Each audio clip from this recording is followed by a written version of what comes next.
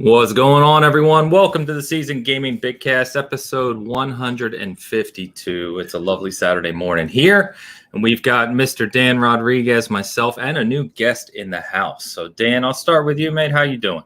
I'm good, man. We should just do, it would be far superior to anything that we do. 2 hours of that on a loop for our entire show. And then at the very end, we're like, thanks, guys. And we just come in and then take off. Probably get more viewers than our normal show. Yeah, I'm telling you, that thing is fire. I love Diego. I'm good, man. I'm good. I finally got the shirt. I see it. Yeah, I see it, man. And now, is that one of the knockoffs, or is that a real? No, it's not official Yakuza gear. It was like $13. So I'm not about to pay that kind of crazy $47 shirt. That's nuts. This does the same thing. Yeah, nobody knows what the hell it is anyway. What's that thing called anyway? I don't remember. It's Onimichu. Oh, that's right. Yeah. Okay.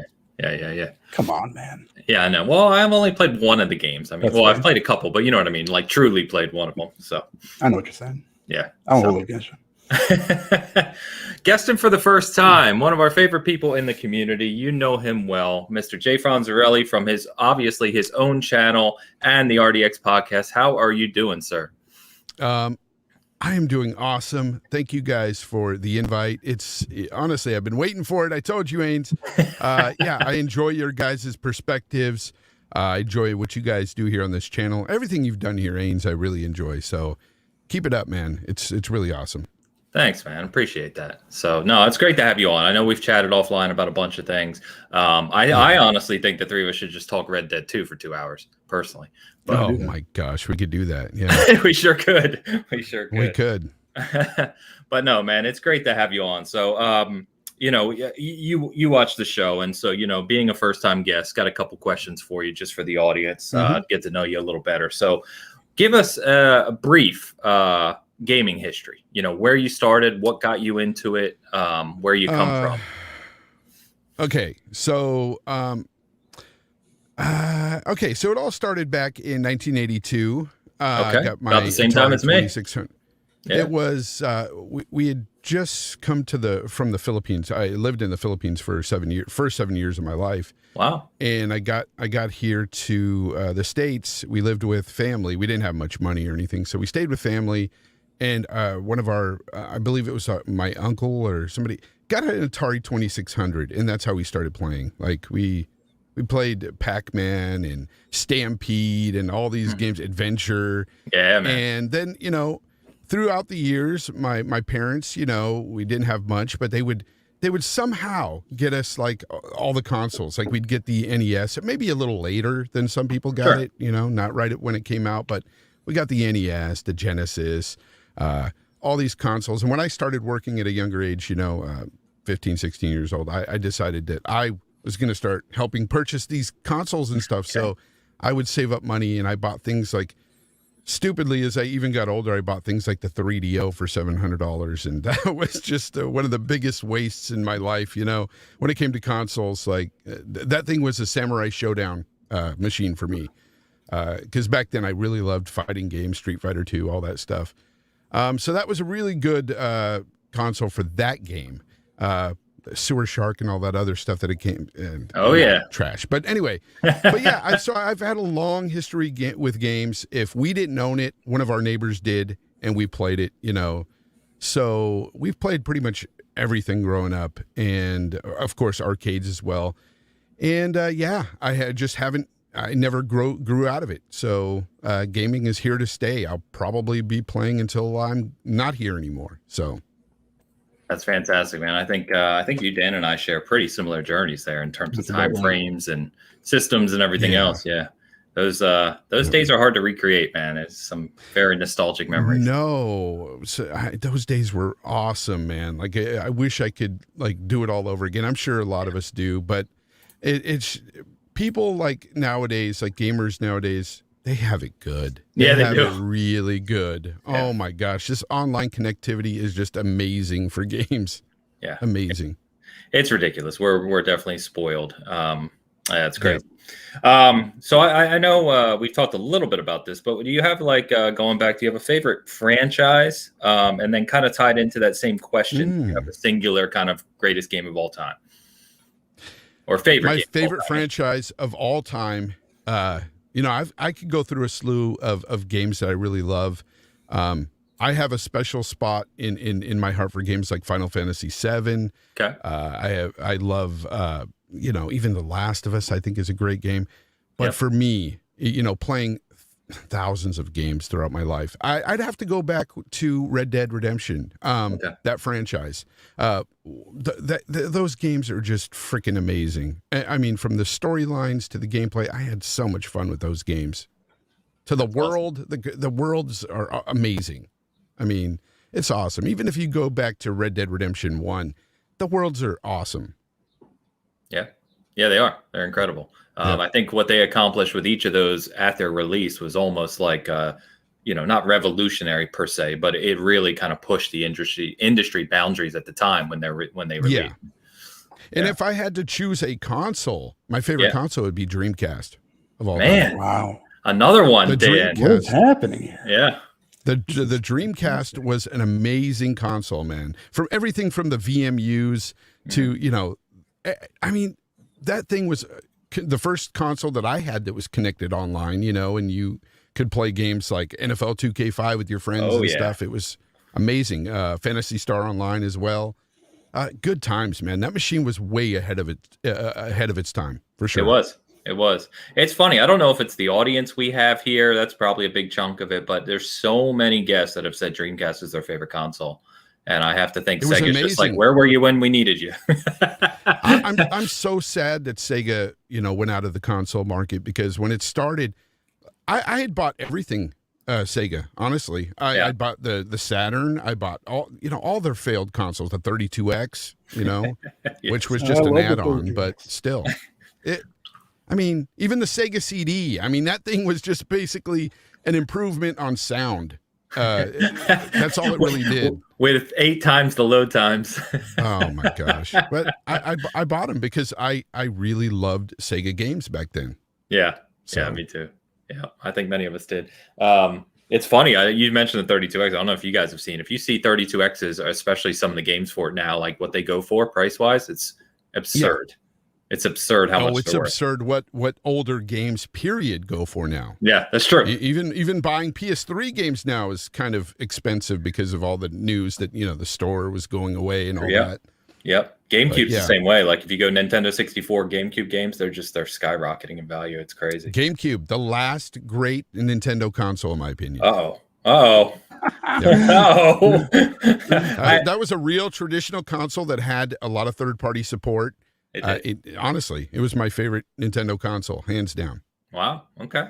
That's another conversation we could get into, I'm sure. Mm-hmm. One thing I wanted to ask you just before we get into the topics, because I know Dan and I even have talked about this about you. Positive way, by the way. Okay, I was just waiting for it. Like, what's happening now? It's like a gotcha moment. No, not here. But is the way you do your videos and the kind of sense of humor and the culture that you put into them. So they seem to have a little of your family culture, a little of the culture from where maybe you grew up, or some of your your history, and obviously the era which we were just discussing that we grew up in. And I think that's really unique. It's not easy to kind of capture that in a lighthearted, comical way, and yet you managed to do it. And I think that's why I love your content. I'm serious. Dan and I have actually talked about this offline. Really? So I don't know if you want to say anything about that, or what inspires you to do that. I'll just say what inspires me to do it is the fact that I did come from a time where it was just I would say easier. I think growing up in the 80s and early 90s was a really just a much better time. Okay. We had, we didn't have all the connectivity and stuff, but man, what we did have is we had to make up a lot of things. Like we had imagination for things like this, and we played video games and stuff, couch co-op with our friends and stuff, and we cracked jokes with each other. And it was just a different time. And I feel like, I want to kind of put some of that into my videos, and that's where some of the humor comes from. That's where some of the, of course, that's where some of the 80s nostalgia comes from, especially like with Games Talk Live. I'm bringing a different sense to the way I want to cast, so to speak, live stream. I want to bring sort of an old 80s radio vibe to it, if you understand. Like I don't know. I grew up on talk radio. I grew up on freaking, video games, and that's just me.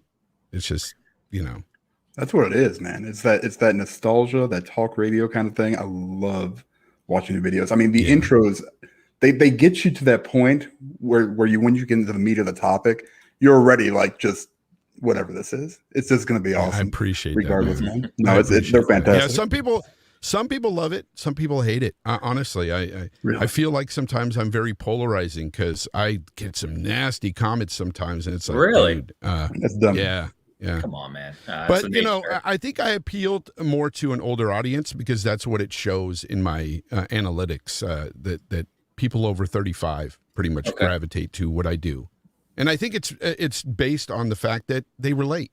Yeah, no doubt. You grew up in the time too, so you know how it was, and you can see some of that. So I think they relate.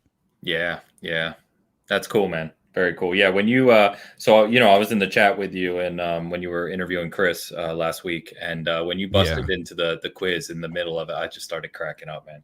I was like, again, 80s hilarious. game show vibe. That's me, man. Awesome. That's great. But yeah, Chris was awesome too. Chris was an awesome first guest. I really like that dude. He's a good guy. Yeah, I hadn't listened to him on many shows, only a couple times briefly. So it was interesting to hear some of his perspectives for sure. And he's obviously got a varied history, which is cool. Yeah. Yeah, very knowledgeable. Yeah. So let's get into it, man. What are we currently playing, guys? I know I'm going to talk, as extensive as we want to get into Returnal, but I know you guys aren't playing it, so I'll keep that probably a little briefer. But Fonz, you playing anything good, man? What have you been up to? I've actually been playing Octopath Traveler on the Xbox. Yeah. Because it's in Game Pass. I have to, it's a funny thing. I've had Switches. I've got 2 Switches in the house, but I just don't play them.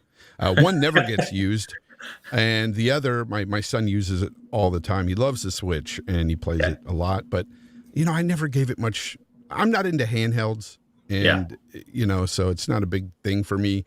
But being able to play a game like Octopath Traveler in Game Pass is really awesome because it's a good game, man. It's a great JRPG, and if you're into it, I recommend it. It's fun, and it's cool. Got a good little storyline. I'm having fun with it. Nice. Yeah, I love the art direction in that game. I kind of struggled. I didn't finish it. I only got so far through it, but yeah, I mean, it's got that really classic look. It's long. Yeah, it's long. Yeah. Some of the boss battles are really well done too. Reminds me, I don't know if you ever played it, but if you haven't and you like those kind of old school JRPG style games, it's Child of Light.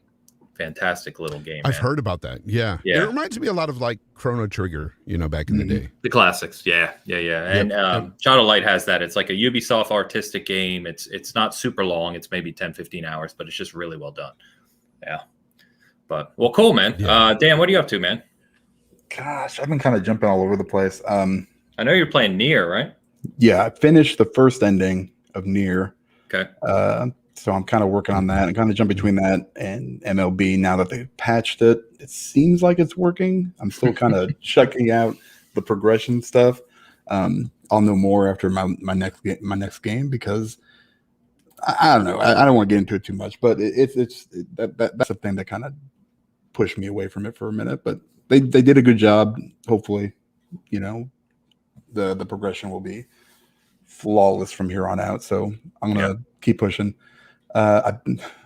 Here's a PSA for everybody. Don't buy Judgment if you already bought Judgment, the remastered for the PS5 and the Xbox. If you already have that game, you'd probably be all right because I bought that. I forgot I bought it. And so I had it on the PS5 and I was like, oh shit. It just popped up, right? And I was just like, oh man, I forgot I pre-ordered this. All right, cool. I'll go through it and play it again. Looks great. It's still a good game, but it's not, you don't see that humongous improvement. It's at 60 FPS, but the game never really benefited from that as much as you'd think it would. So isn't it in Game Pass? Judgment isn't, no. Really? No, I don't think it is. If it is, I really screwed up, but I don't think it is. I don't, because it never came to the Xbox. This is the first time it came to it, I think, right? So you get it's the enhanced version. It's like $40. You get all the DLC with it. Yeah. I mean, if you've never played it, I definitely recommend it. If you liked any of the other Yakuza games, definitely jump into it. But if you have played it, I don't think that it's like some kind of huge leap forward, especially given what we've seen with other games and everything.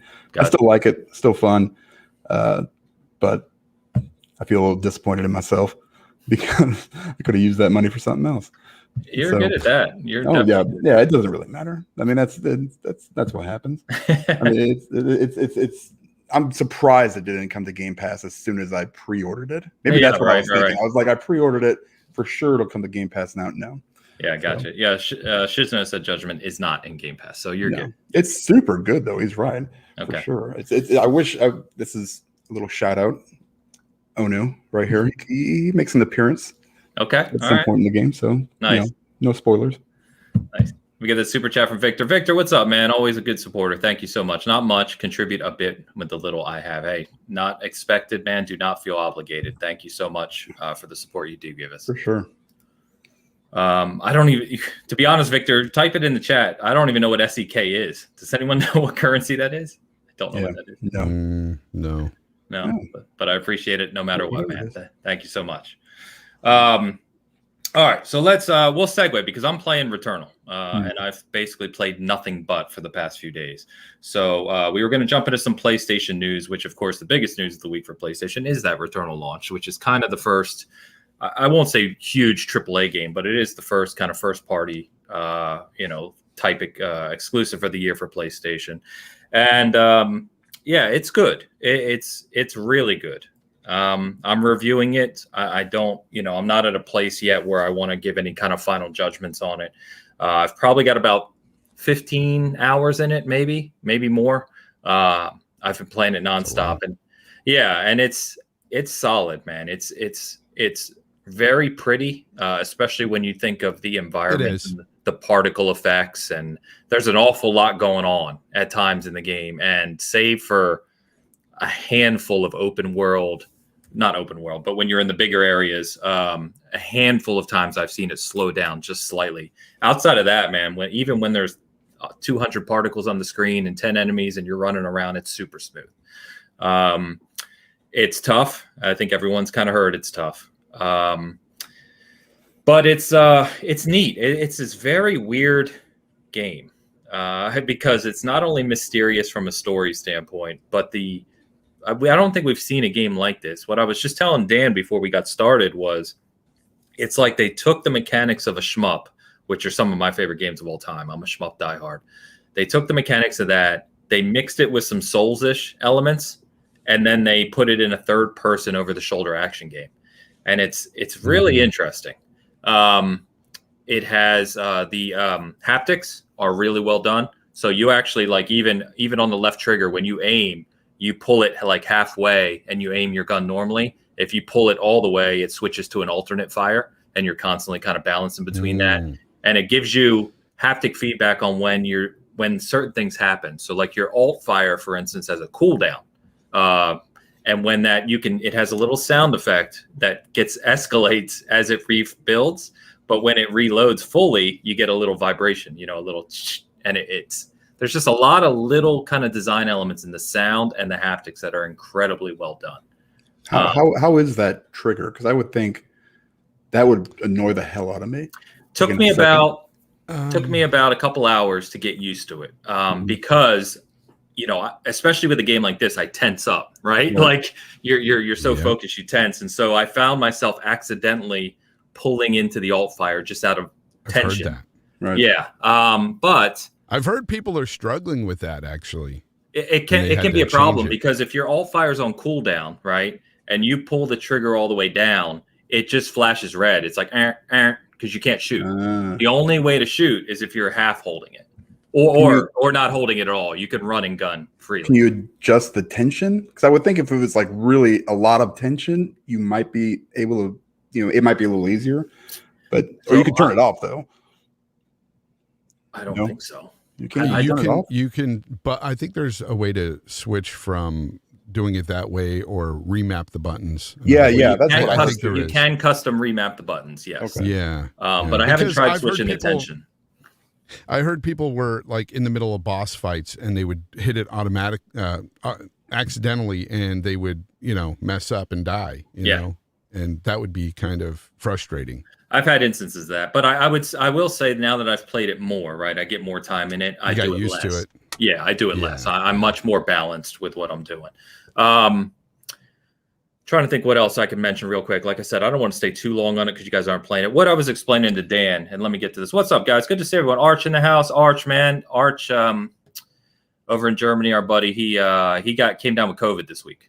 Sorry to hear that, bud. Yeah, and it was hitting him pretty hard. So I hope you're starting to come on the rebound, brother, and hope you're feeling better. He's a good guy that makes some great content too. He does. Check him out. Yeah, absolutely. Yeah. He's been on this show several times, so he'll definitely be back again. Bomber in the house, thanks, man. Remember, Ainsider is fast at Halo. You all are awesome. Thanks, brother. Appreciate it.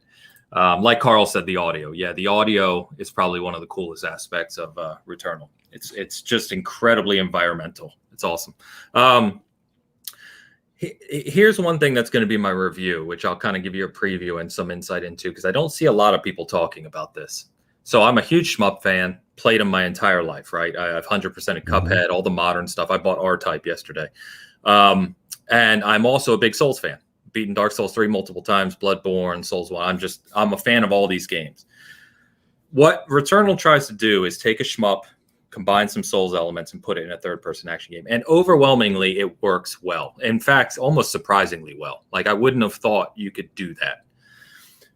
One of the small complaints I have is that, however, in a shmup, right, you're on a 2D plane typically, and you can see, even if it's a bullet hell game, you can see all the projectiles on the screen at once along with your character.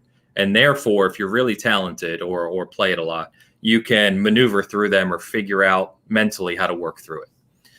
In a Souls game, they're known for being challenging, right? But when you're fighting an enemy, they have choreographed movements, and you have iframes as you're rolling, or dodging or blocking, to where if you're good, it's all about timing, right? And that's why you see people who can't even get past the first boss, yet you see people who can beat all the games without even getting hit once. It's a skill level. What Returnal does well for the most part is combine all those. But because it's 3D, and because enemies have different attack types, some can teleport. I put a clip up last night. A guy teleported behind me, and I didn't even realize it. Yes, it sucks, by the way. That was like 45 minutes into that run. So the problem is that you can't always see all the projectiles, and you don't have any sense of where enemies kind of always are. They can move around you, and you can get bullets from all directions. And your dash does have invulnerability. You can dash through projectiles, but it's short, right? It's a short dash, and it has a cooldown. It's not endless. It's like dash, and then you have to wait a second or two and then dash. And so what I found is you can have moments in there where, like, you'll jump over one projectile, dash through another, but something hits you in the back that you never even knew was there. You know what I mean? And it's very hard to keep a full 360 awareness of what's going on. So it is part of the challenge. They expect you to do that. You have to do that. Yeah, you have to do that. In fact, by the time you get to the second boss and beyond, it's required.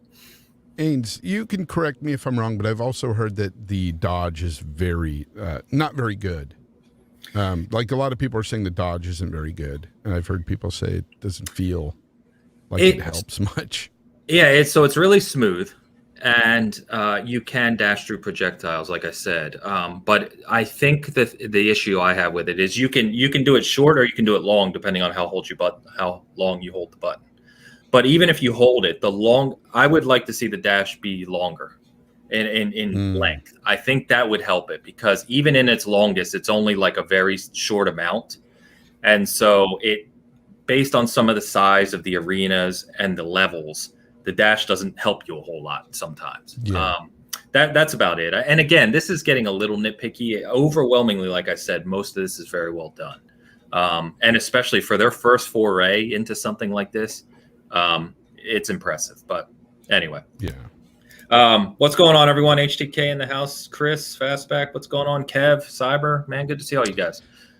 One thing I wanted to ask you though is, what about the saving aspect of the game? That's a point of contention with a lot of people. And look, I haven't played the game personally, but I've read on how the game save works. Yep. And it seems pretty horrible if you don't have a lot of time to invest in one sitting. Yes. And, you know, I'm of the mind that, you know, we come from an era where we had games that didn't have checkpoints and saves either. Yes. But we left our consoles on for days at times just so we can get through games. That was a fact.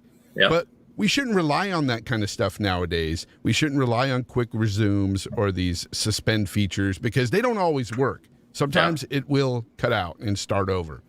Yep. So my thing with this is like, look, I appreciate that the game is tough, but when you create a game that doesn't give you the option to save, it's a cheap way of making it tough, because it's not the fact that maybe you're great at the game, but you just don't have 2 hours to invest it at one time. Yeah. And if you have to start over because you had to turn it off, that would be quite frustrating. It's like, don't disrespect my time as a gamer. Yeah. You know, that's the way I feel about it. I don't know. How do you feel about that? Yeah. So I can talk on that too. Let me get to Z Black. What's up, man? Good to see you. There's a good chance I was mean to Mr. Fonzerrelli. Buy him coffee, Ains. You take care of that problem. I don't.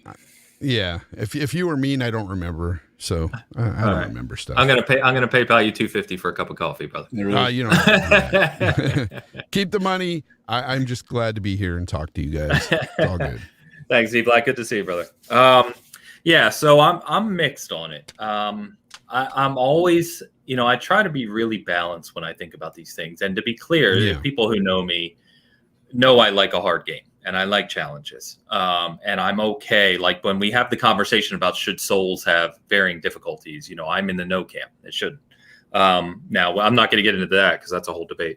But no, and I agree with that. I do. It's fine. Yeah.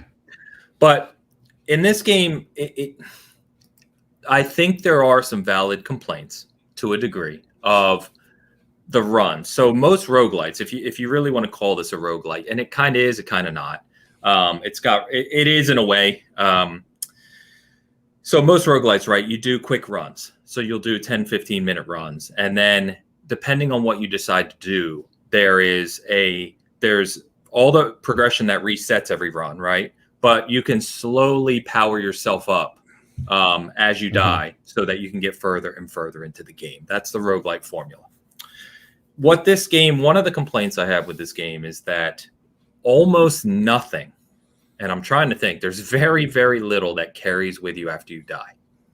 And so you can spend 2 hours on a run, and these reports are accurate. You can spend 2 hours on a run, and I've done it last night, today, even this morning before the show, where you get to a point and something happens, you die for whatever reason, and then you're back at the ship, which starts in biome 1, by the way. It's right at the beginning of the game.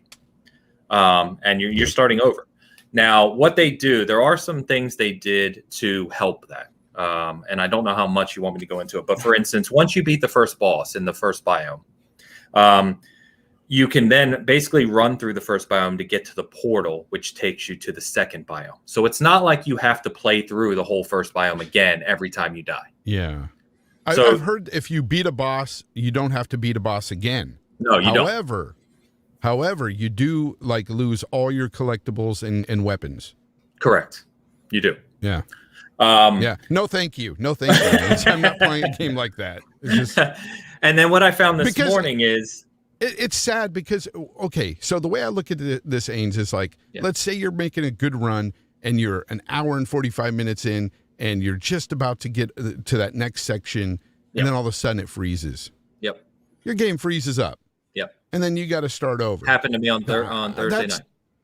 That's not cool at all. I would give up. I would give up at that point. I would. So it's happened to me twice where once while playing, the game just crashed. Just, boom, something happened. and I was about 45 minutes into a run.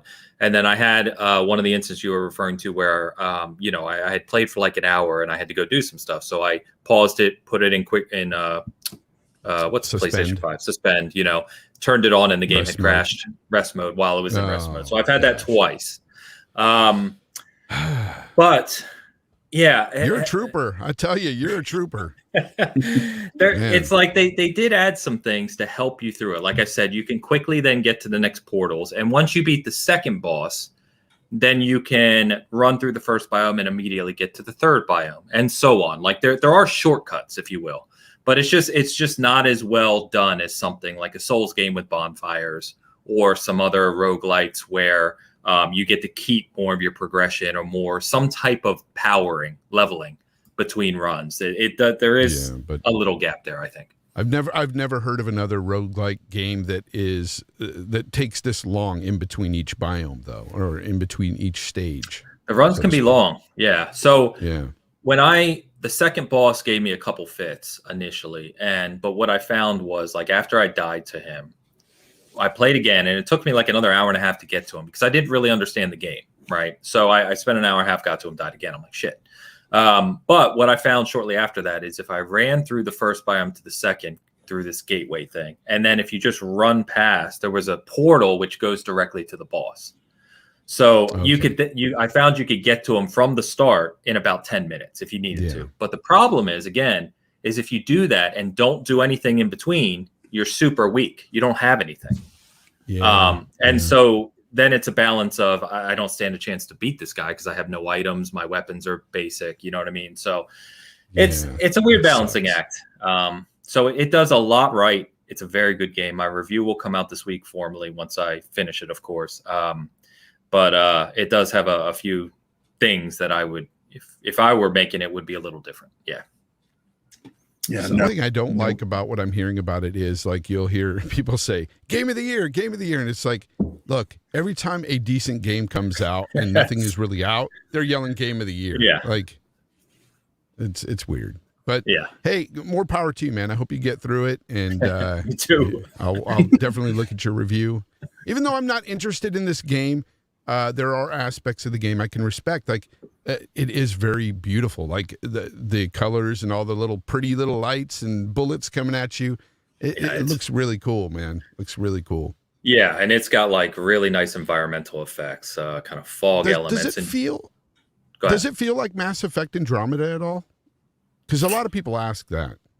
Not really. Like the shooting and everything. Okay, no, it's much more fluid. Like that's one thing they nailed is that the sprinting, the movement, the gun firing, it's incredibly, incredibly fluid, as it has to be, right? For this type of game. Yeah. So no. But yeah, it's good. So stay tuned for my review. That was just kicking off our PlayStation news and finishing up our currently playing. But yeah, a lot more to come on that. It's Fast Cyber. What's going on? Johnny Taco in the house. All right, guys. Let's talk about what happened with PlayStation this week. We got a few things. So State of Play, which really, in my opinion, wasn't much of a state of play. It was more of a Ratchet and Clank demo. Yeah, right. Yeah. So Among Us coming to PlayStation. Subnautica is a free upgrade to a new journey if you want to play those. Those were the only other two things shown. But Ratchet and Clank, let's talk about that briefly. I honestly didn't want to watch this because I am a big platforming fan. Love Ratchet and Clank. I'm super excited for this game. And I almost didn't want to watch it just because I like going dark on games I know I'm going to love. But I did a bit, because I wanted to so we could talk about it, obviously, and be knowledgeable. And man, this game looks phenomenal. Oh my gosh. Yeah, it's nuts. It is. And, I know Drew Murray, who went back to Insomniac from Initiative. He posted this week and said, upon its release, of course, this will be hands down the best looking game ever made. It'll be no debate. I agree. Yeah, I mean, to stunning. me, it's the most next generation thing I've seen so far. Me too. And I don't say that lightly. And people like to, were kind of lightheartedly arguing with me on Twitter saying, oh, this could have been done on the PS4. And I'm like, no. No, just that lighting alone is amazing. I mean, seriously, if you watch this thing in 4K, I have an OLED, so I'm watching this thing and I'm like looking at the lighting on the ears and just everything. the way the light bounces off everything is amazing. Yeah. It's amazing. And it does so much for it. And it looks like a CGI. Forget CGI. This looks like, the cartoon, the movie that had come out, Ratchet and Clank. That's the way it looks. It's amazing. Yeah. And the environments are so like they're just filled with life. There's so much going on around you. And it just looks, the colors, kind of everything you said. I mean, I could go on. And you can tell too, when they kind of come up close on the models, you can tell, don't even really talk about polygons nowadays, but you can just tell how many there are, constructing those models, because it's can't just see it. That's what I mean. It's just unbelievable. Like right down to individual fur hairs and stuff on them. It's really, really cool. It reminds me of the first time we saw Monsters Inc. in the theater. Yeah. Mm-hmm. When it was just like you saw Sully and you looked at his fur and you're like, how did they even make it look like that? It feels like that again. Yeah. Yeah. This when I think I messaged you, I was like, I don't really think they needed to do that. Like it was kind of just one of those things where just like, yeah, here's some more.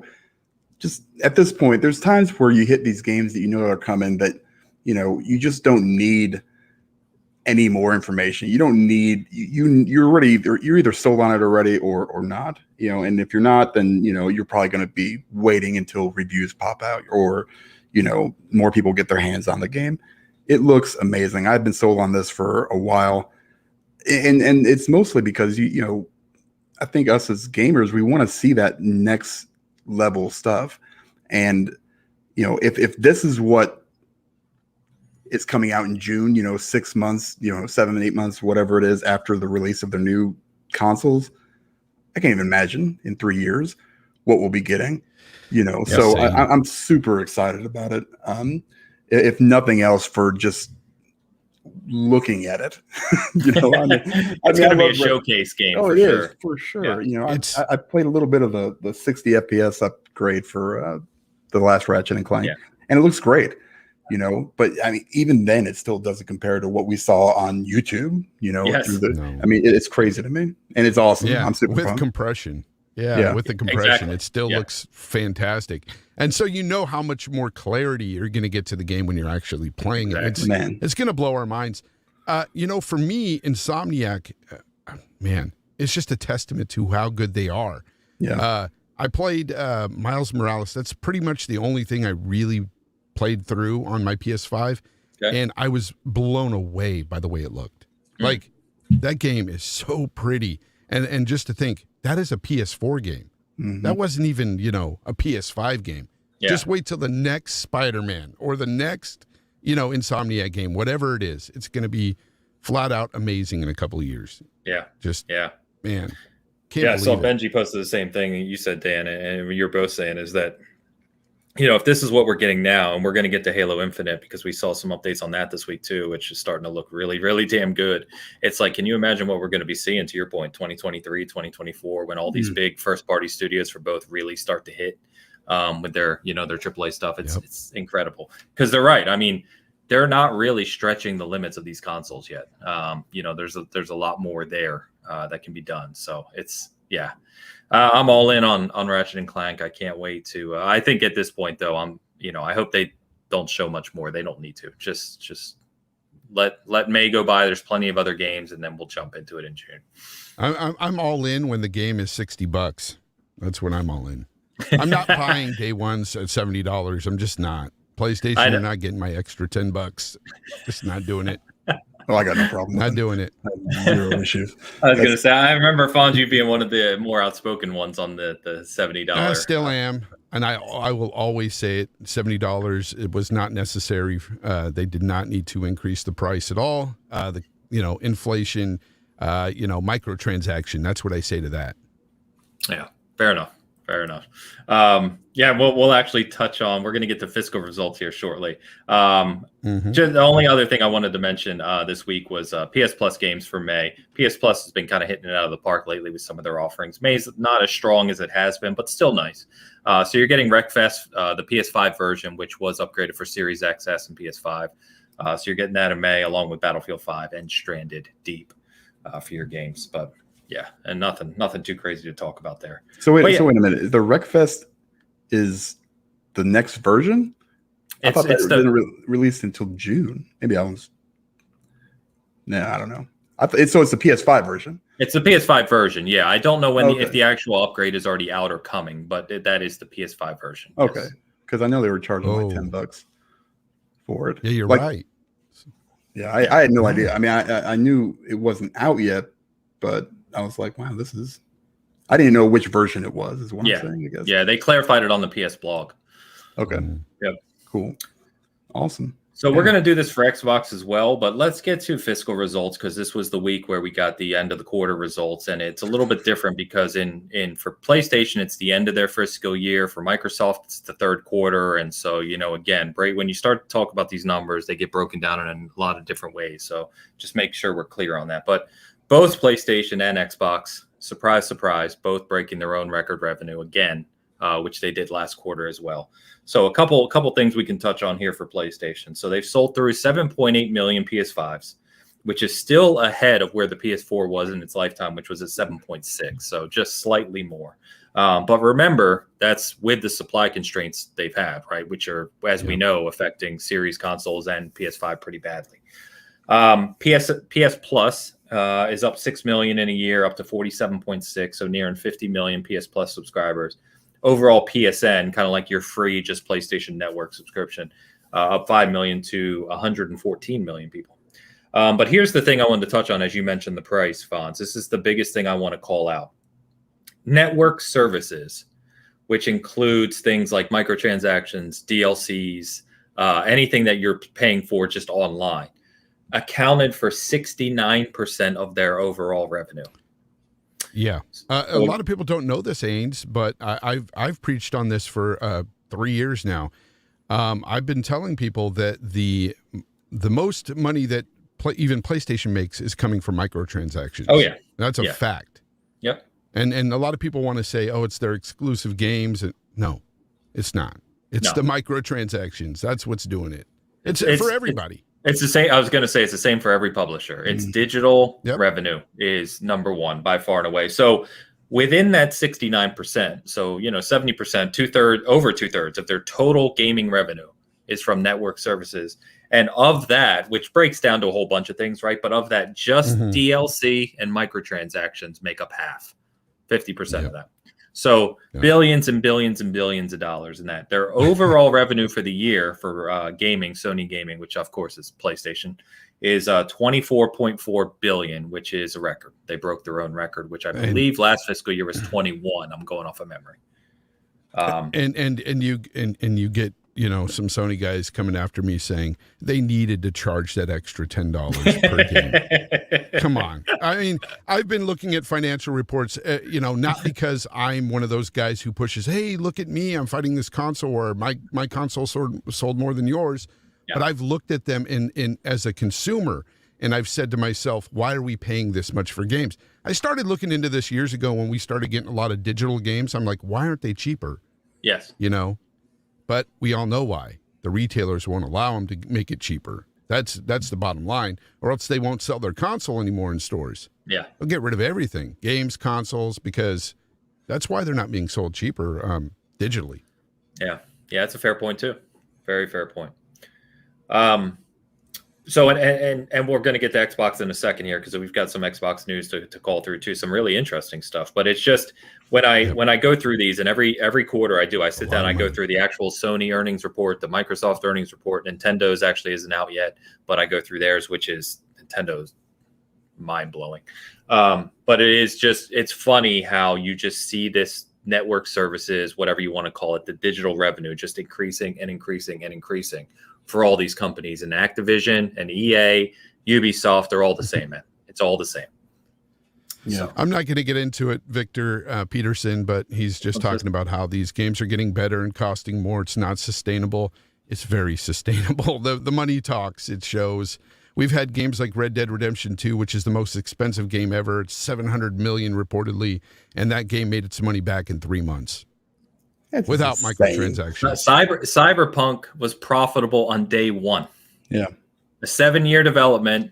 They spent who knows how much money making that game. Lots of people and marketing. I could I could debate anybody with this price hike. I don't care who it is. I will set you straight. Victor, you It's pulled not his right. cord, man. You pulled his cord. I saw this week, I think the Epic Games are like, from just Fortnite alone, like where their revenue was coming from. Yes. Like Xbox and PlayStation were up there where it was like 40%, 30%. That's nuts. This is why I've been advocating for those, like Madden and FIFA and stuff to go free to play, because that's where you're going to get, your money from. If EA just goes, we're just going to make this free to play on all consoles, then they're not going to lose hardly anything. In fact, they might make more. I would think that they would, and more people are going to have the game in hand. Battlefield, I would love them to see just come out and go, it's a free game. Well, they're you know what it comes down. Their battle royale that's supposedly going to launch in first quarter is going to be free. Right. Make the whole game free, because what are you paying for, basically? Dan, you know what it comes down to? Build a great game, and we will buy it. Yeah, 100%. That's it. That is 100%. Or we will accurate. play it. It doesn't, and if you build a great game and it's free to play, and you make your money through microtransactions, which that's where I'm fine with it. Free to play games, I understand. You got to make your money back. Yeah, Apex Legends is a good one. Yeah, if you make a good quality game and there's in-game microtransactions there and it's free to play, then by all means support the developers. But yeah, don't put them in my single player games for $60, $70. I hate that. But, I'm with you there for sure. I mean, it's gross. These, I know we say Sony's dead. Just joking around. It is definitely not dead. Nobody is dead. No way. It's gross. It's disgusting how much these people are making. Well, we've talked about it for years, Dan. It's like the industry is big enough and growing where there's zero problem supporting these three companies and more, right? There's plenty of other companies we don't talk about here because they're not really as relevant in the West. But when you look at what's going on in the East and, as we talk about South Korea, China, other markets, there's other companies that are just doing the same thing. It's huge. It's going to be a $200 billion market by next year. Yeah. You could see, and there's so many different models to choose from. Correct. And I know people say, well, Sony has to adapt. They sold, what was it, like 17% of all their sales? It was like 58 million of those games were exclusive to the Sony 17%. Yeah. 65% of their sales are now digital, by the way. 2/3. Right. You don't, they can continue this course, until they can't. I think they know, that they're going to have to eventually adapt. Everybody does. Anybody in the industry knows that. But at the same time, I think they're fine for years to come, especially if they keep pushing that. But you have to, with that, like Vaughn said, you have to have those great games. You have to have those, if you're going to continue on that path, don't slow down. That's why when I see like Game Pass and MLB coming out for it and Outriders coming out for it, I want to continue to see that kind of stuff. That thing is going to, you think it's growing now. I can't even imagine, if these third party commitments and contracts they're going to keep doing that, Dan. They're going to keep doing that, Dan. That's there's what some bigger want, games coming. Yeah, it's just going to get bigger and bigger. That's what I want. More stuff for less money. And it goes back to exactly what we said at the start. We're in an era where we're more spoiled than ever. We're getting more for less than we ever have. Yeah. Yep. I like Dan. Dan's got a good mind for this, man. He's a consumer, man. I love it. I love it. Thinking like a consumer. That's what I try to preach to people. Think like a consumer. Stop thinking I don't care about everybody else. Sony. Yeah. Stop thinking about Sony and Microsoft's wallets. Stop. Anybody worried about Microsoft's wallet needs to rethink what they're doing with their time. I think last week, I got I know how much of a value Game Pass is to me, and that's all that I care about. I don't care what it does. I have muted it on Twitter. I don't want to hear about it. I don't care unless a game comes and then Angel say something. Now on in every Game Pass you're gonna pretty much have to. I've gotten to the point where it's tell me what games are coming for it. That's what I want to know. I got what was it?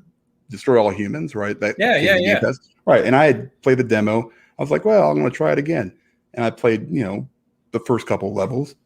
It's all right, but but I didn't have to worry about dishing out $60. It's fun. It's fun to pick it up and try it. Right. Exactly. Yep. So, I'm value is subjective, but at the same time, you have to make that decision for yourself. Nobody else can tell you. You can come at me and say Game Pass is incredible value. Yeah, as long as there's game in there for subjective. You, right? Yeah, as long as there's stuff in there for you, even if it's just 2 or 3 games, that's all that it takes, and that's it. Mm-hmm. So, pays for itself. Solid point by Indy here. What's up, Indy? When something's more per unit, it's usually a bespoke item that's especially made or specially made. Games or not, they're sold without limit, especially digital. So make good games, they'll sell more. It's pretty obvious, but it's fact. Yeah, it's basics. Fact. Yep. I know Game Pass was talking about second extension this week, right? It's not fantastic. It's in game preview. It's still being worked on. Not a great game, but I played like Wednesday night. I think it was me, Mo, and who's I playing with? Jordan? Yeah, me, Mo, and Jordan were playing 3-player co-op. We played for a few hours, had a lot of laughs. It's great. You know what I mean? It's just to get an experience like that I didn't have to think about. I turned on my Xbox, installed it, played it, had fun. If I want to play it again, it's there. If not, no big deal. It's fantastic. I'm with you. All right, let's jump over to Xbox because we kind of started that transition anyway. So quite a bit of news this week with Xbox too. So we've got a Halo Infinite update. I won't stay on this too long, but they're doing those monthly updates for Halo Infinite directly from 343. This one was mostly focused on the PC aspect of it, which was great news for PC gamers. They're going kind of all in on providing a top tier experience here for PC gaming, including ultra wide and super ultra wide support, all kinds of keybind mappings, cross progression and cross play. So, wherever you just play, it's right there with you.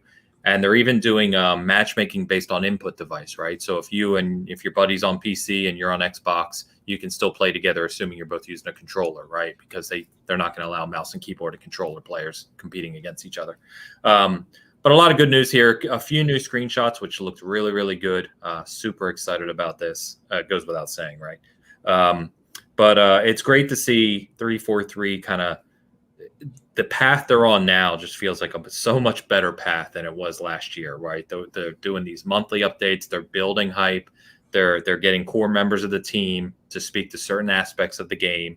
And at the very end, they said, you will see Halo Infinite at E3, and they have huge plans for it. So we'll see how they present it. I can almost guarantee it'll be better than the last presentation, even though I wasn't as down on it as some. I think, we all know it didn't land with the kind of bomb that everyone hoped it did. So I fully expect to see that here next. It's next month, guys. It's May 1st.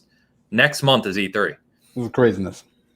It's crazy. I don't think it was the fact that it was gameplay that looked bad, because the gameplay looked fine. It looked good, fun. Yeah. It came down to the graphics just not meeting expectation. It was Craig. I think that's what people did. Craig. That's what it was. Well, it was also the evil guy at the end with no textures on his forehead. That was also a thing that was like, just didn't look very good. But it looks better in the new screenshots and stuff that I'm seeing. Looks fantastic. So. Yeah. One other thing they mentioned too, which I know guys like me who are into the competitive kind of shooters, especially playing on console, is that it'll have FOV sliders and all of that on console as well at launch, which is awesome. Oh, I have to mention something about you being a competitive, online shooter. When you guys played Fun Speculation a few weeks ago, you guys were dirty, man. You guys killed them so hard. There was no mercy. And I thought it was just completely unfair. Give them a chance. No, you guys were dead ringers, man. You guys were just mopping the floor with them. Yeah. We talked about it at the time. It was funny. In my past, I did play competitive Halo. The Jordan's really good at Halo, one of our, kind of SG brethren, and Pat, who I reached out to, and Puma. It's just a good team. And Halo is very, very, very team-based. More than any other shooter that I play, it's really about coordination with the team. And even if you have good individual players, if you're playing a good team of four, you're in trouble. And I think we demonstrated that. Yeah, I was actually in their chat and I was like telling them, hey, I got a plan, guys. Next round, don't die. And they were just laughing and stuff. But we actually partied up every round, so we won that. But each round after we played, we partied up with who we played and played together online against, randoms, and just had a good laugh about it. But yeah, each time they were like, good Lord, man, we couldn't even like move without getting shot. I'm like, that's kind of the point. Nope. So yeah. It was fun. Yeah, no, that was a lot of fun. So shout out to Bombers in the chat here, but shout out to Gaming Beyond the Box and Fork and everyone over there who helped host that, because it was awesome. A lot of fun. And we raised good money for Dizzy as well. So shout out. And shout out to Dizzy, man. His family. So other news coming this week, and I was excited about this one. Mentioned that there's going to be 50 plus, maybe upwards of 70 additions to getting the FPS boost, treatment next week that Xbox is going to announce.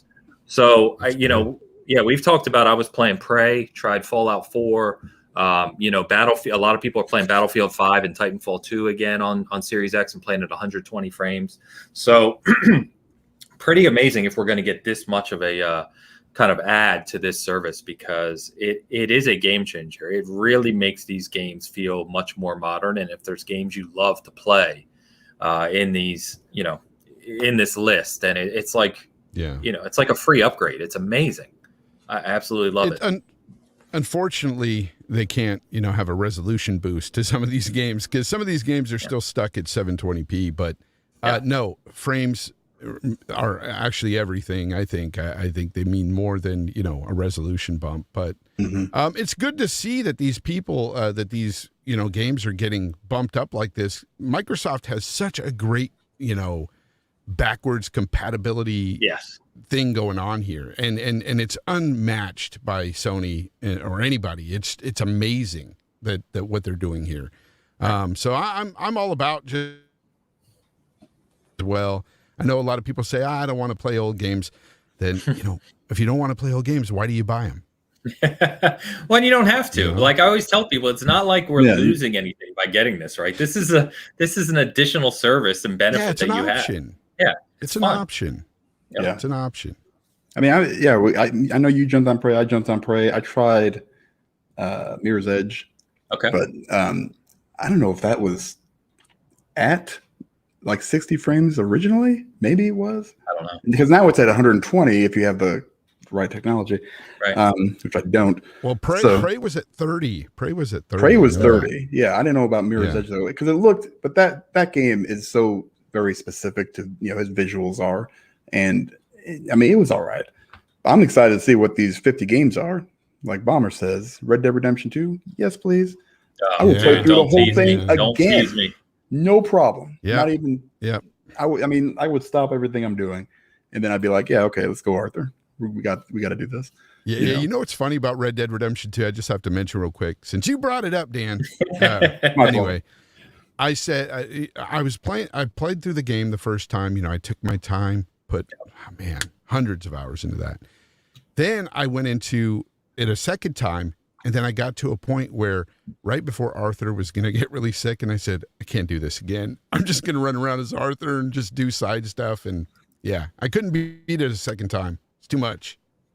Man. That's a lot. Yeah, I mean, I think I got to, oh gosh, I don't even know. I mean, can we spoil stuff?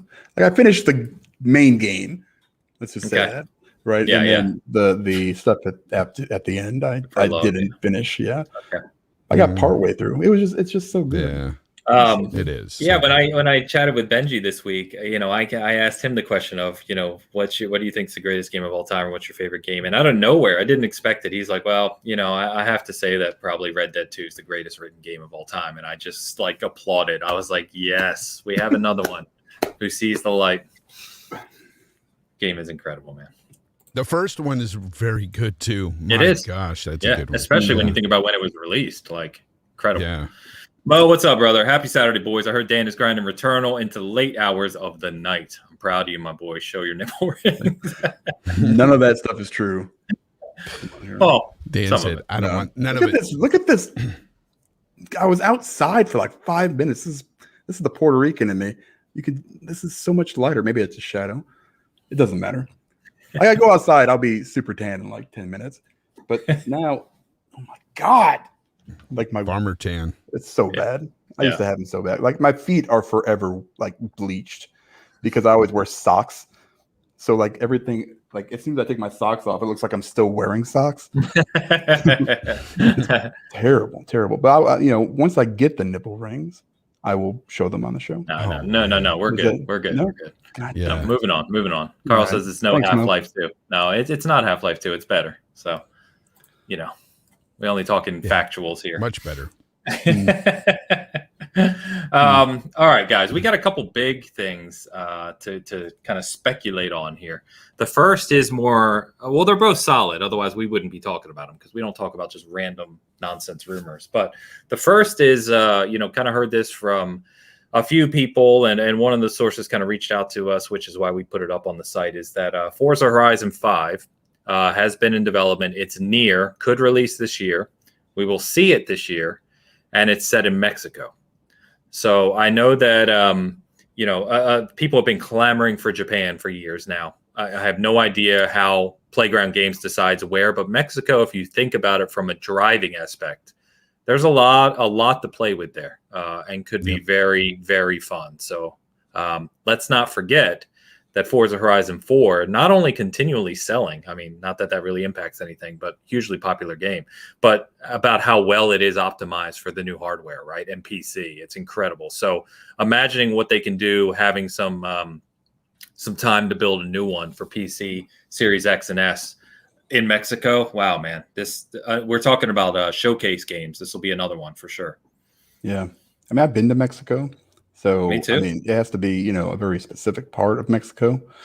Because no offense. I'm just saying, I've been to some shithole places in Mexico, but I've also been to some shithole places everywhere else. Right. I would like to see maybe some kind of, I'm just saying, like there are some beautiful, beautiful places out there. So, and everybody's, I don't play a lot of racing games. Horizon is the one I do. Always, because it's always super fun for at least 2 to 3 weeks.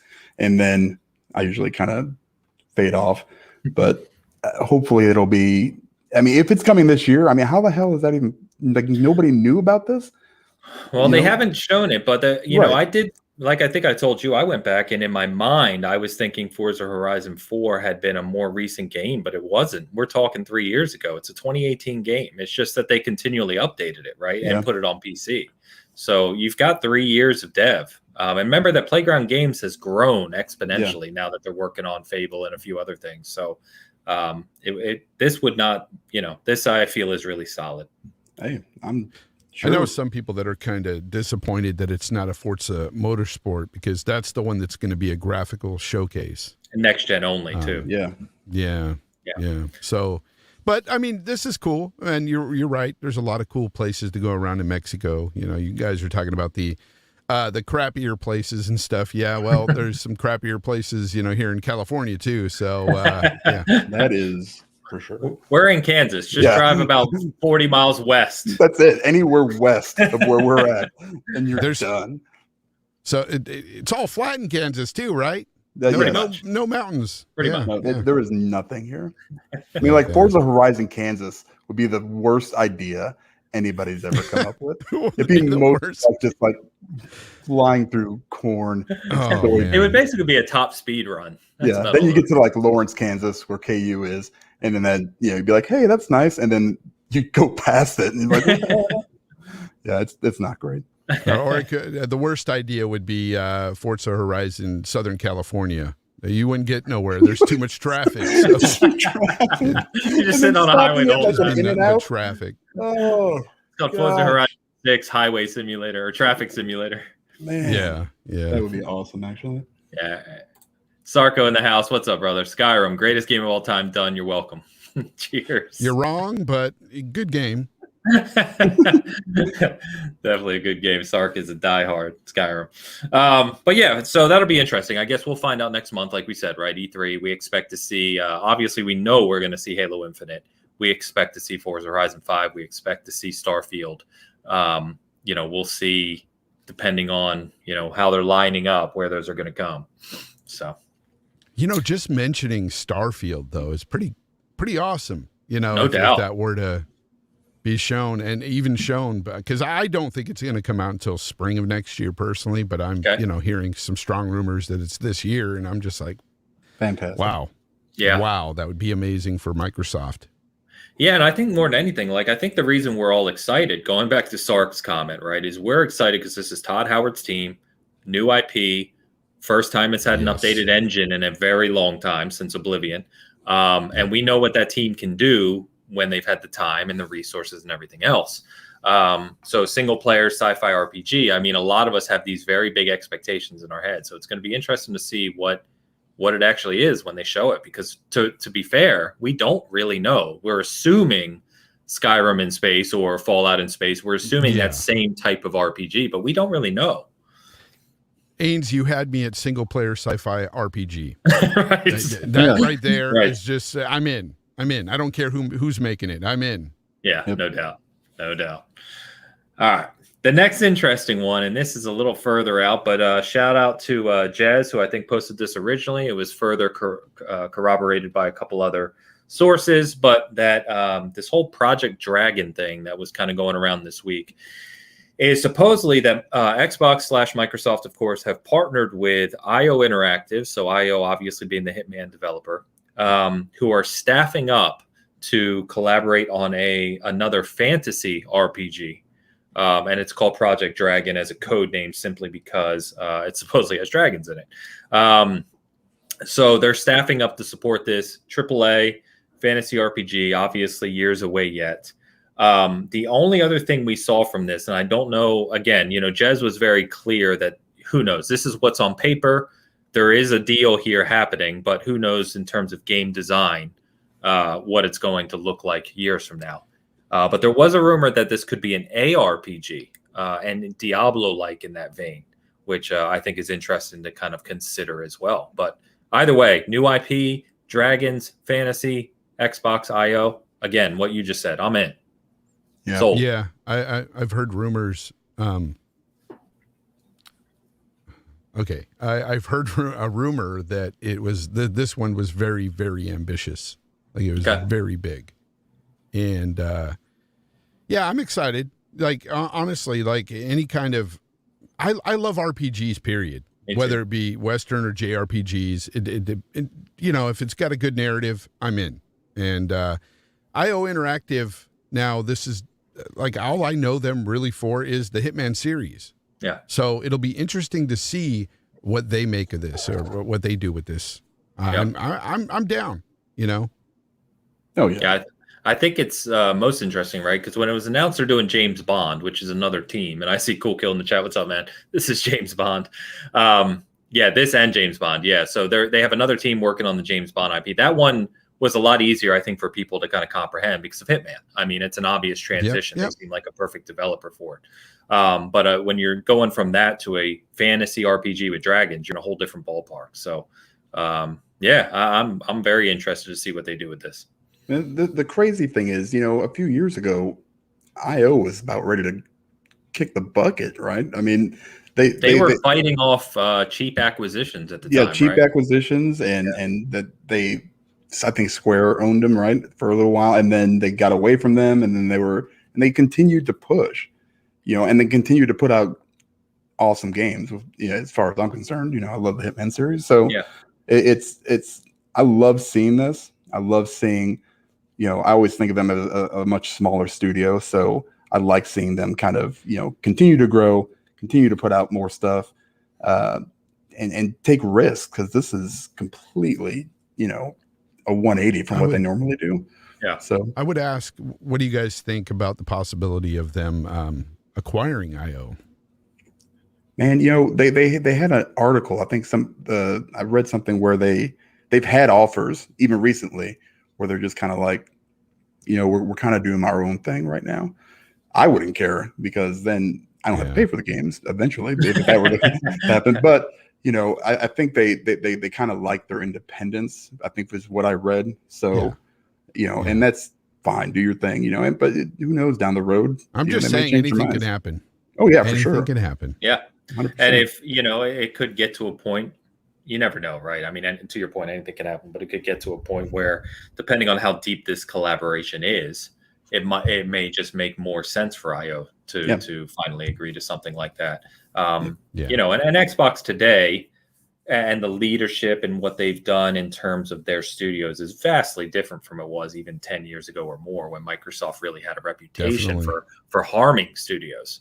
I'd say 8 years, even, True. Yeah, exactly. It's not that long ago where they had that reputation for really harming studios and no one wanting to be part of them. So it's come full circle, which is great to see. So I think what's to that end as well, Fonz, what's really exciting is just the investment we're seeing in gaming, right? We're first party studios on both are going to be putting out a whole bunch of amazing games. We're seeing a lot of third party investment. We're seeing new indie studios come up. It's the golden age, man. We're living it. Yeah. And I'd like to add on to what you just said. Sure. I am more the mind that I would like to see some of these companies stay independent.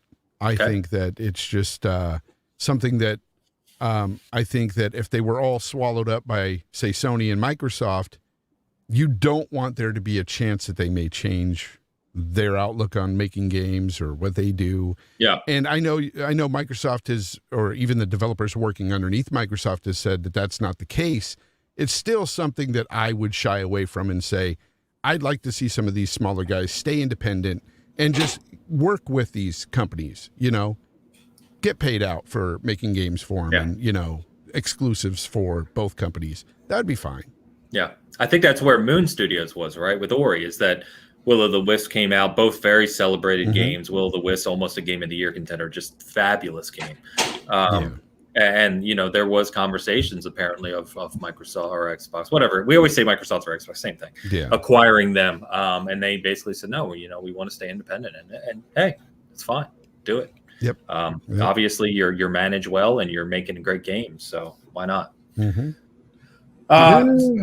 So let's get to fiscal on Xbox now.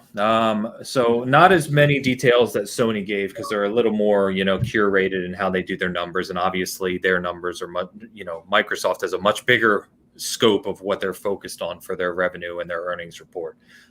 Which, by the way, Dan, I talk about this. This isn't really gaming related, but I find it interesting. Is I've talked to you before about Azure, right? And in the cloud infrastructure space, how they're growing and they're slowly catching.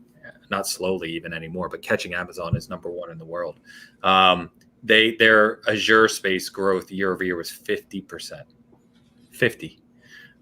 They're just dominating that space right now for business infrastructure globally, which is crazy to me. That's part of why Microsoft revenue just continues to explode.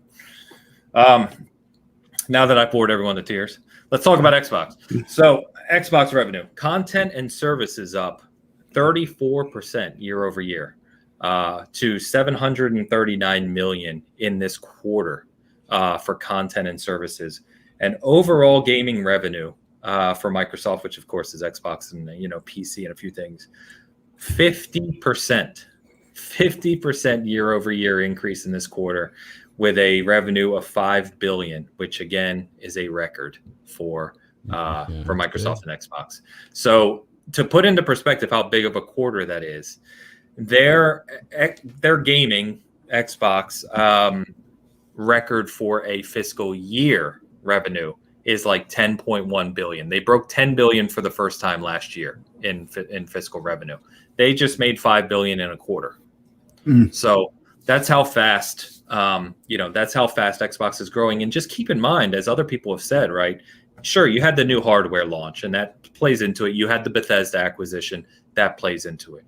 But these increases in overall revenue are without any major first-party output. They're not even hitting their first-party major games yet, and they're hitting these kind of numbers. I mean, the growth here is going to be phenomenal over the next few years. Yeah, and Game Pass isn't really making money right now either. And so, when that starts to make money, that'll be a big boon for them too. Well, especially once you're getting, we've talked about it many times here, right? But you're at 22, 23 million right now, but it's escalating. So you start to see that 30 plus, 35, 40 plus the first party starts to hit. I think I posted last week, like, just wait to see these numbers until they're at 50 million subs and first party output is in cycle. It's going to be it's getting big. Yeah, it's going to get bigger. Game Pass is just going to get huge, I think. Yep. I just see it. Yeah, it's crazy.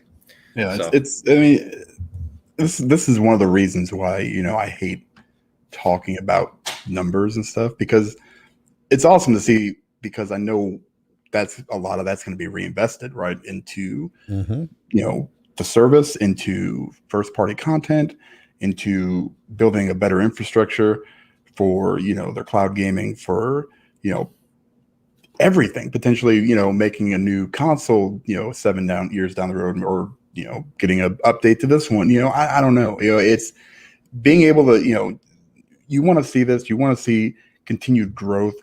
You know, you just don't want them to stagnate. And I think COVID helped that for the entire industry, you know, with people staying at home, needing more entertainment. Game Pass, like you guys said, is, you know, really, you know, starting to blossom and give us, you know, more and more content every month. So, I mean, it's not a bad thing. So that's the way I always look at these financials. It's like, yes, just keep winning, guys, because that's the thing, is like, this record revenue doesn't directly impact us, right? Like, the numbers are what they are, but to your point, what it means is the industry's growing and you're seeing that reinvestment, right? We already know Xbox is investing like no other time. I mean, they're out of control with what they're investing into the future of gaming, but you're seeing PlayStation say the same things, right? They're increasing investment in the first party output, and they're doing things that are going to directly benefit us, you know, for the foreseeable future. It's all that matters. That's right. You and my games. The consumer. That's right.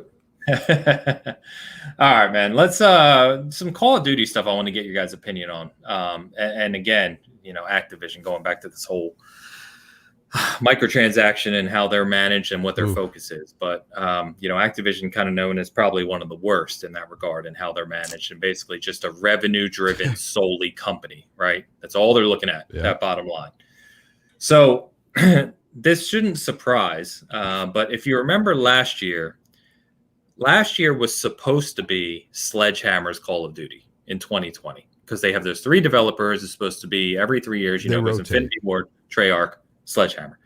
The game was supposedly a mess. And so what they did was they brought over other help.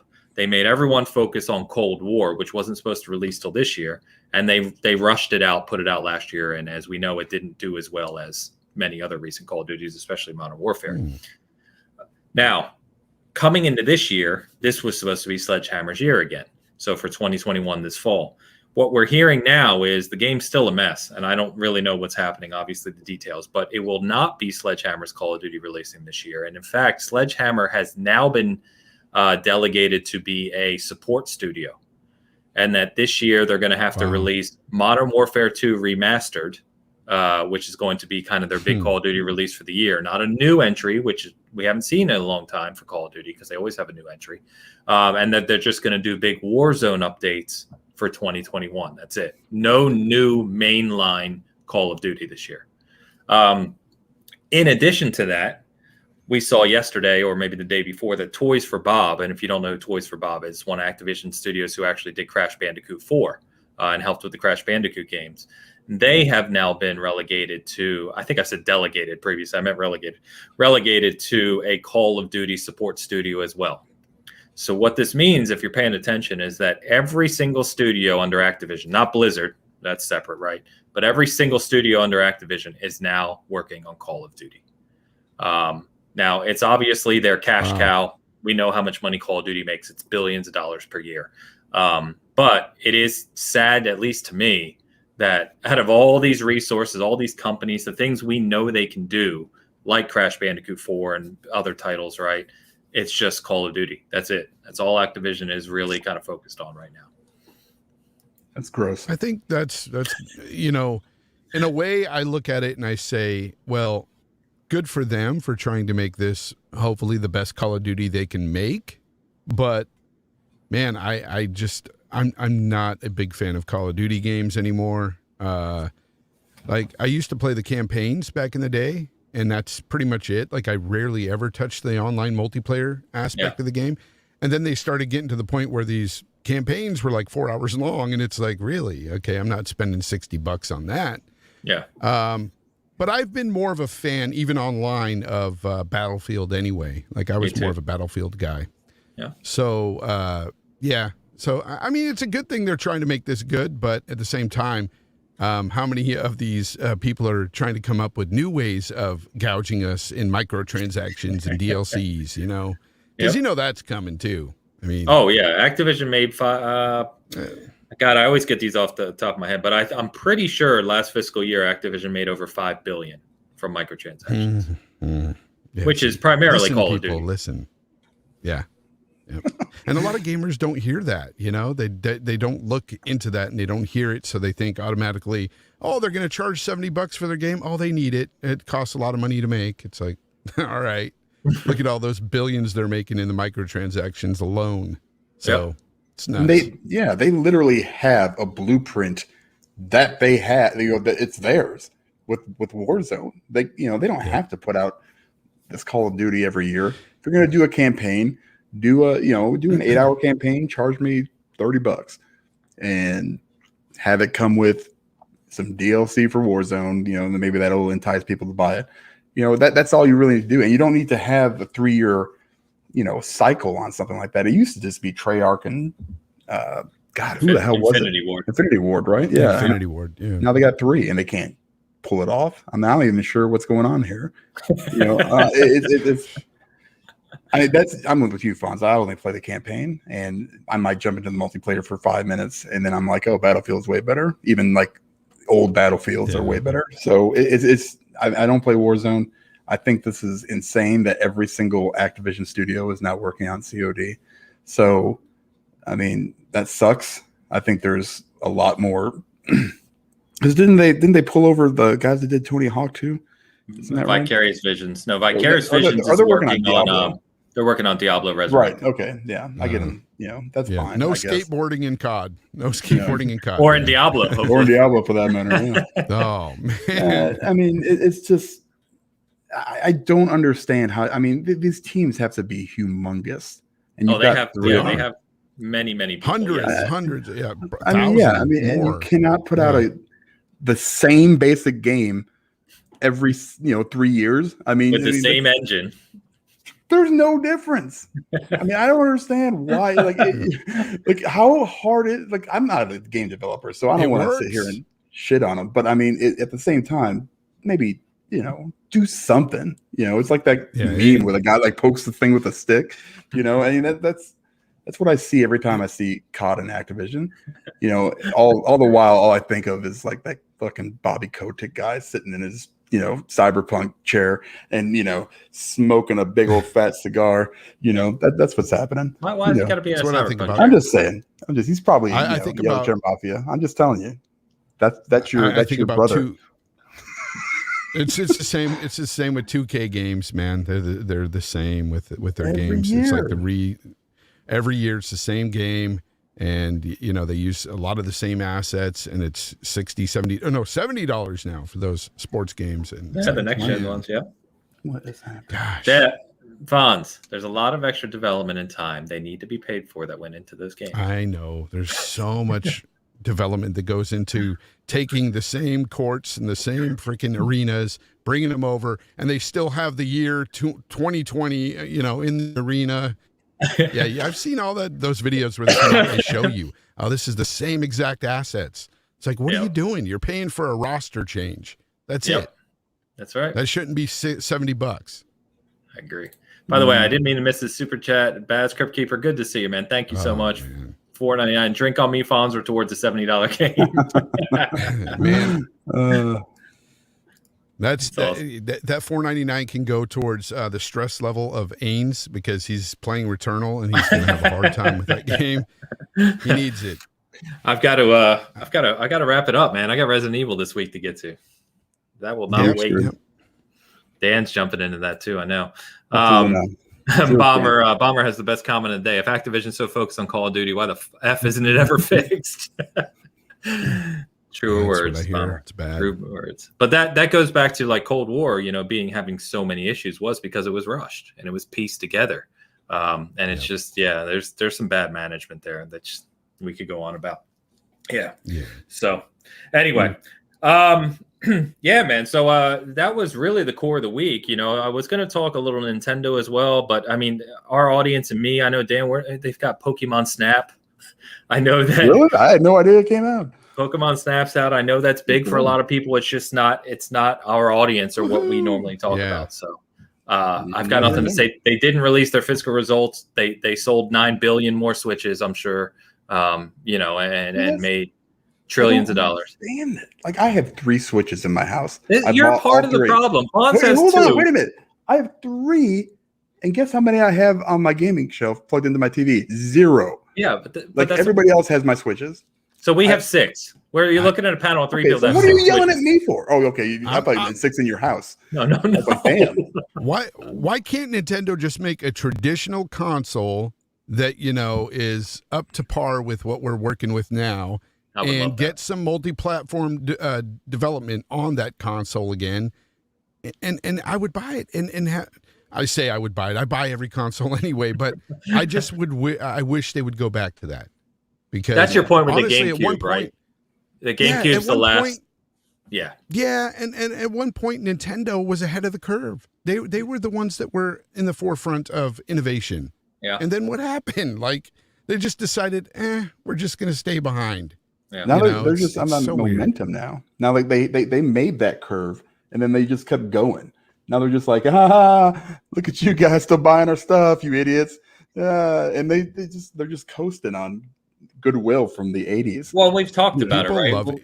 Their success, I think a big part of their success is because they merged their 2 markets. They merged console and handheld market into one. Mm-hmm. So whereas we used to look at how the Wii was selling, or let's say the GameCube, we used to look at the GameCube selling compared to the SD, the Game Boy SD or whatever it was. We used to break those out. Now it's one. They don't make a 3DS anymore. It's a Switch. Yeah, you just have to switch.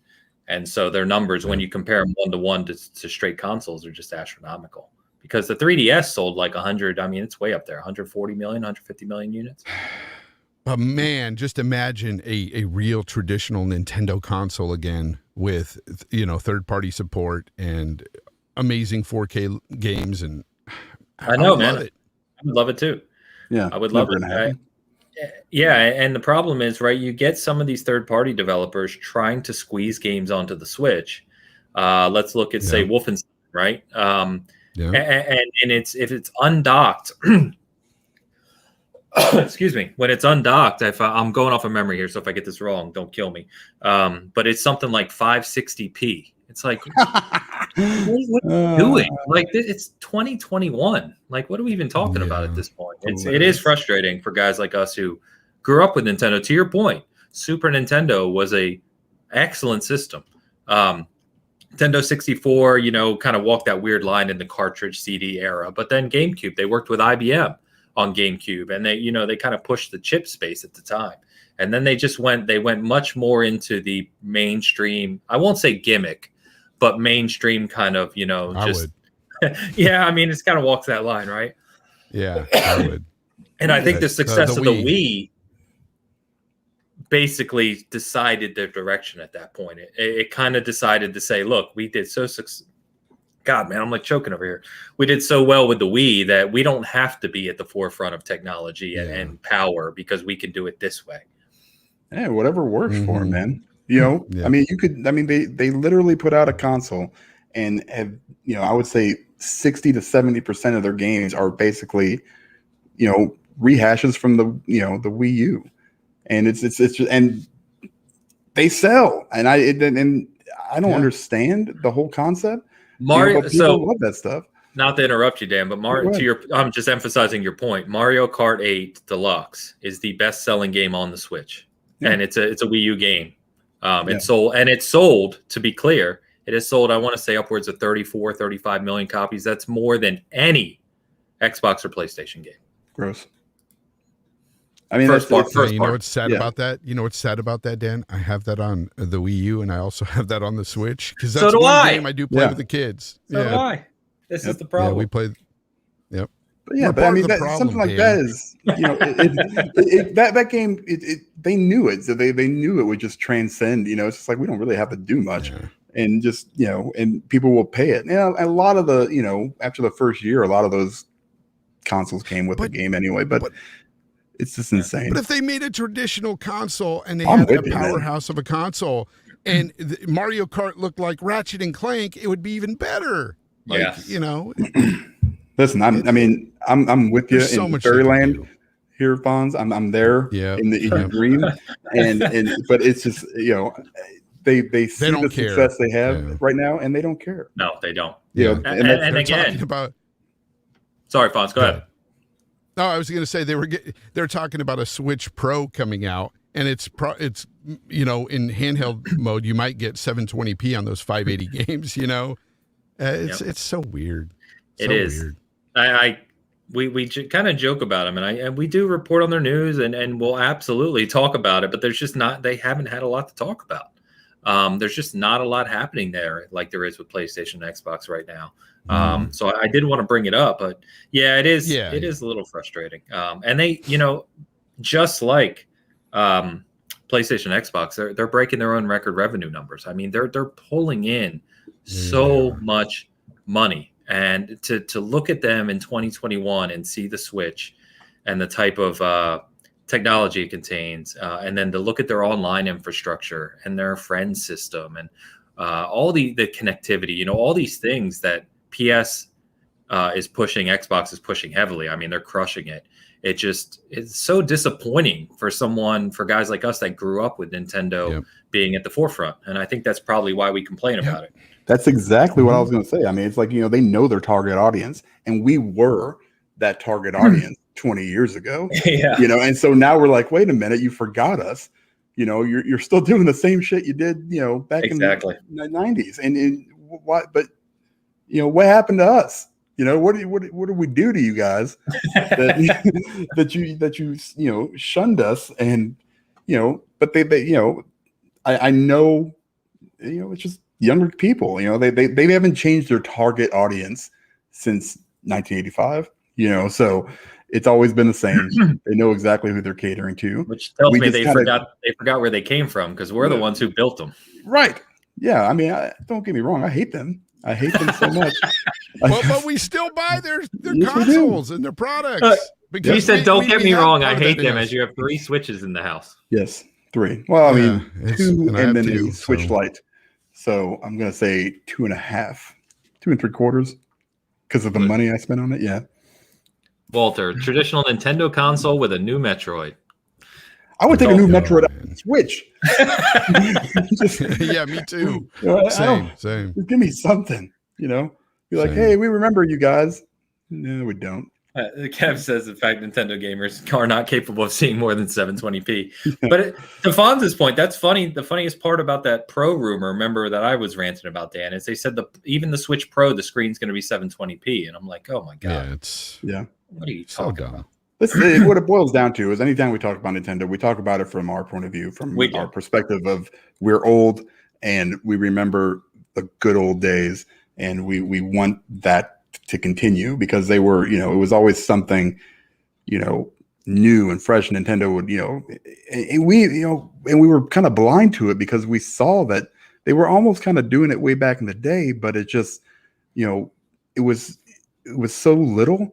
It didn't take much. Now we see, with Sony and Microsoft entering the gaming space, however long ago now, now we start to see, oh, this could happen, but Nintendo, chooses to stay in their lane and just continue to feed us the stuff. And there's, that's not to say there aren't some games that are fine. It's just, it's a different audience, and I shouldn't hate them because they're trying to make money, but I hate them. I don't hate because they're trying to make money. I don't hate their hustle. I don't hate their hustle. I just hate their game, man. I just hate what they're doing. Like how they're doing this and stuff. It's like, but make all the money you want, but man, don't forget about us that like those traditional consoles as well.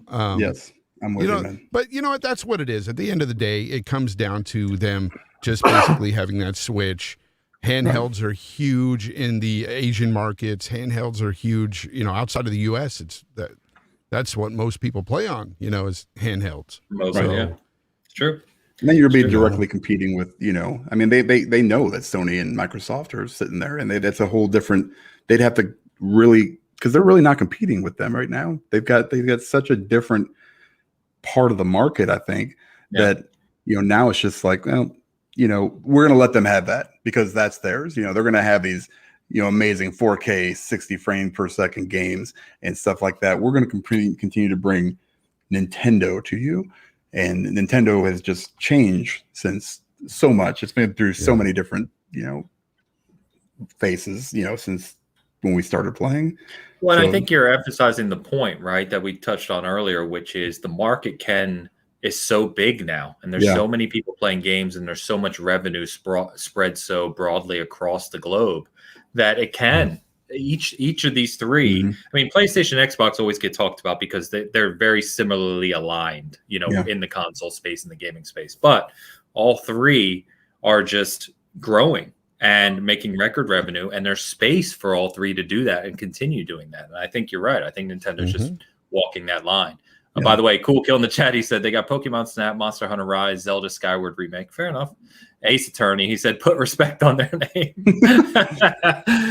Trust me, it's not that we don't. I mean, you're probably looking at three guys who literally lived Nintendo for years. I mean, that's our childhood. It's just, as Vaughn said, it's like, it's almost, and Dan said too, it almost feels like they kind of forgot about us, as the guys who grew up with them. They're not really putting out the industry leading, I would say, stuff that we expect from them. A Metroid Prime 4 would bridge that gap even at a 1080 30, on the Switch. Help. It would help so much. Like something like that, and I'm not going to take away because Zelda is, one of my favorite franchises. So, I still love that too. I'm really looking forward to, whatever the hell is coming out, the new Zelda. Not the remake. Breath of the Wild 2. Yeah. And so yay, but at the same time, come on, man. I mean, literally Metroid. Yeah, it's just like, hey, you get a plant, all you need to do is water it every once in a while, or it sits there and wilts. Do you remember the reaction they had just for the splash screen of Metroid? Yes. Metroid 4 back? Gosh. I mean, this was years ago, and I was like, "Oh my gosh, Metroid! Yes, finally!" Yeah. But then nothing. Crickets. Like literally nothing. Literally nothing. I mean, the only thing we know about it is they restarted development because it wasn't going as planned, and they brought in new leadership for it. Gee, I wonder why. Could it be the Switch? Could it be the power of the Switch or the lack thereof? I mean, they don't even have to work as hard. That's the thing. It's like we don't have to push the limits because there aren't very many. The limits are so small that you can just go like, we don't have to do that much work. Really, we don't. Gosh, I miss that stuff. Yeah. I'm glad I brought it up because that turned into a funny side note. But it's like sometimes when I'm writing the notes or taking care of the site through the week, and I'm like, because we like to talk about all the platforms, and it's like I'm almost looking for Nintendo news, and it's just there's just not a lot to talk about. Even look at their last couple. What do they call them? Nintendo Direct. Nintendo Direct. Thank you. I was saying State of Play. Their last couple directs have been just you had Mario Golf. Mario Golf was in the list, right? That's coming out next month, and it's like it's cool, but I mean, it's Mario Golf. Kind of the same way. It's kind of the same way when you look at anything. Like I'm sure that's you do this for every podcast, but like when I make videos, it's the same thing. It's like, well, what news was there this week? Like, what am I going to cover? So I got to try and okay, I'll put this out, and then I won't think anything of it. I'll say, that's kind of a dead video, and then people love it, and I'm like, oh, okay, maybe that was okay to talk about. So sometimes you just find things and put it out there, and you find out, like here, we had a good discussion on it, and it was fun. Yeah, it's but I know we harp on it, and we don't mean to. And if you're a Nintendo fan listening, I think it should be clear that the reason we talk about it is because we want to see new things from Nintendo. We want to see them push more boundaries, and I really wish we had three platforms that were pushing those same boundaries as we do too, because we just don't. Well, it's just like your kids, you want them to succeed. So, you got to push them, but, then when they come back and they're like, yeah, I just knocked up the, neighbor lady. You're like, oh, well, shit. That's, then you're disappointed. You're just like, God damn it. This is where we're at now. So it's, wow. You got to keep pushing. That's never happened. That took a turn. I'm just saying, you gotta push them. You gotta push them, and sometimes they fail you, and they grow up to be, stuff. Do your kids watch this, by the way? Yeah. And sometimes you have your favorites, and exactly. I look at my daughter. I'm like, well, I don't know where she came from. It's obviously from the mailman or something, because your daughter is crushing it, man. It's awesome. She's killing it out there. Yeah. But and then I look at everybody else. I'm like, hey, I love them. So I still love you, Nintendo. But you break my heart. So you're saying Nintendo's not your daughter right now? No, I don't even know what Nintendo is or what my daughter is. She's like, I don't know. She's like a mix between all of them. She's an X station. Gotcha. The X station. Yeah. All right. So let me chat on a few things that a lot going on this past week and upcoming. So if you missed it, I sat down with Benji Sales, who I know our community knows, last weekend, published that this week. Great conversation about his background in gaming, industry analysis, how he's getting into it, what his plans for the future are. He may be working in the industry in the future. Agrees that Red Dead Redemption 2 is the best written game of all time. So, he's to be respected. Joe's in the chat, by the way, who, for lack of a better word, shits on Red Dead 2 all the time. So, chat, if you want to just quickly take the pitchforks to him. Bonds, he's young. He's a young kid. He's naive. He's still growing up. You know what I mean? He'll learn. He'll get there eventually. Yeah. Returnal. So I talked about it, early on in the show. Still playing through a review this week. Stay tuned for it. We will have Resident Evil impressions this week as well. I'm doing the review for that as well. So a lot to come on that in the future. Man. When does that come out? Tuesday? This week, Friday. Friday. Okay. Yeah. I interviewed a gentleman named Aiden Alexander, who you may not know. He is a developer who worked with David Jaffe on Drawn to Death. And he also worked on Oddworld, the one that just released Soulstorm for the PlayStation 5.